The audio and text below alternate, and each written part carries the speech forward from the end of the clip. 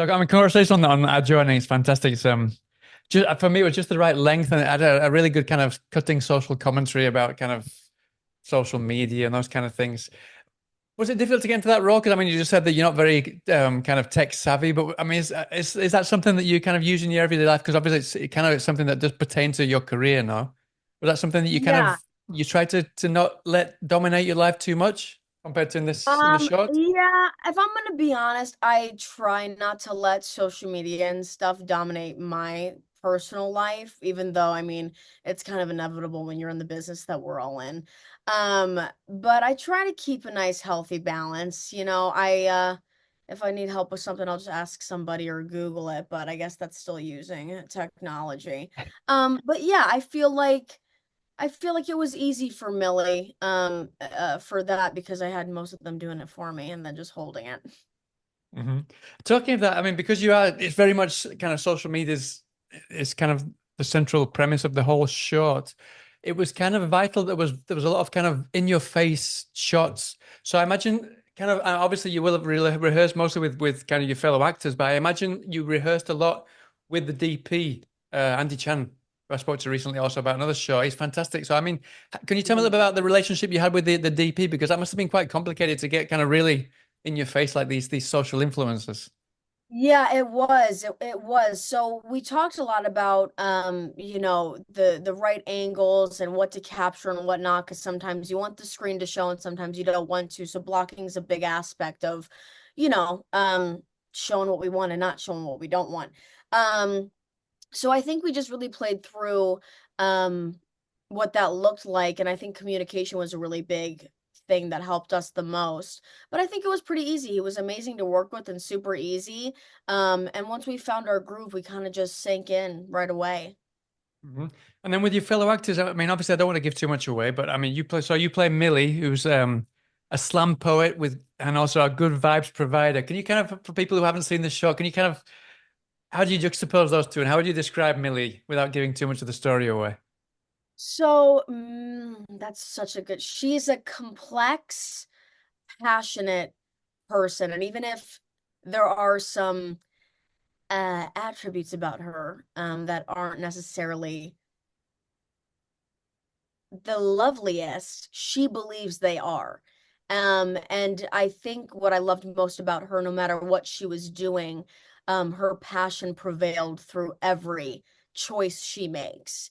And her passion really drives the choices she makes. So I loved how much she believed that she does good, and does provide those good vibes. Hmm. And It the was the same can definitely be said. Sorry, no, I was going to say that the same can be said for your partner in the court, who is in the short, sorry, Ben, who's Carter Glade. Can you tell me a little bit about how the two of you kind of approached kind of being in that same sandpit to play around with, and I imagine you had plenty of chapstick on hand because I don't think I've seen that many kisses in such a short space of time in my life. I think, yeah, I agree. I think also with that, because, even when I'm watching myself kiss on camera, I even cringe out a bit. But I think we also wanted to do that to make it kind of over the top and uncomfortable, Yeah. because when you see it that much in that way, it kind of makes you go, "Ugh, what's going on?" But I think the showy aspect of it also is really important. They're very showy, they're very PDA, they're very out there. So I think it worked for them. But with Carter, I've known him for years and I, also produced this. So I'm so happy that I got the privilege to choose somebody that I am comfortable with, that I know is a good person, that I know we can have those conversations about intimacy and what that looks like in a very, I got your back kind of manner. So it was definitely a breeze and we had a lot of fun playing around with these characters. Hmm. And then also we got to mention as well the owner of this dingy hotel, who is very much the opposite. She's getting very. It was like you said, you're not very good with tech. She was completely the opposite. She was in love with the old-fashioned printer, printing out photos and all these kind of things. So how did Yeah. you work with her? Because did you kind of work with her together, or did you kind of keep your separate space to make it feel very? I think, yeah, we try to do a bit of mix because we talked about that. Sid is incredible. My goodness, her eyes just I love her eyes. I think she's great. And I think we wanted to talk about Some things, but keep some things as a mystery because I think it really helped both of us play off of that and not knowing what was going to happen. I think some of the things we talked about were the feelings that we were having about each other, just to let each other in on those little secrets and those little looks and Easter eggs people can go back and look and find after finishing the short. But after that, I think we really just were like, surprise me to each other, you know? Mhm. Yeah, but yeah, I mean, but you knew exactly what was gonna happen towards the end of the shorts, but so you just Right. kind of played it a little bit by ear, Yeah, a leaving each little other bit to by their own ear. devices a little bit, no? Yeah, absolutely. Yeah, 100%. And I think we both really appreciated that we let each other do that. Yeah. Hmm. Okay, and then something else that I've got to mention, but I don't want to give it away. Obviously, these things get pretty bloody towards the end, so like, I don't want to say how it happens or what happens, but I want to know a little bit about. Did you feel kind of additional pressure because there's gonna be bloodletting all over the place?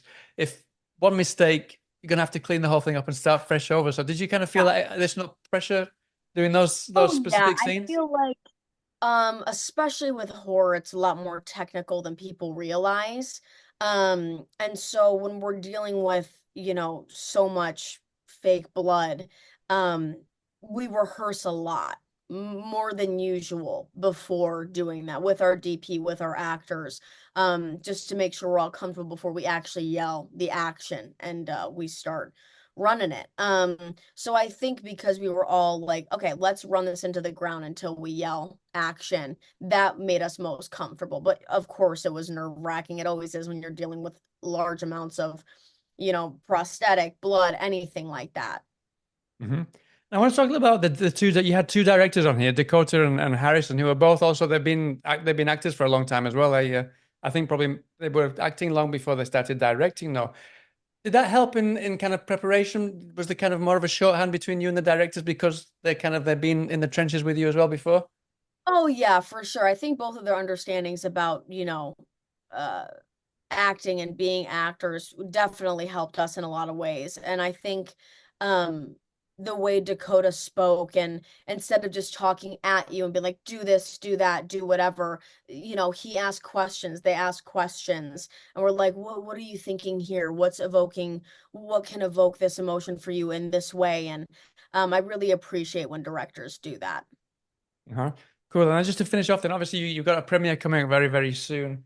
Um, what are your hopes and fears when you see something for the first time with a with an audience?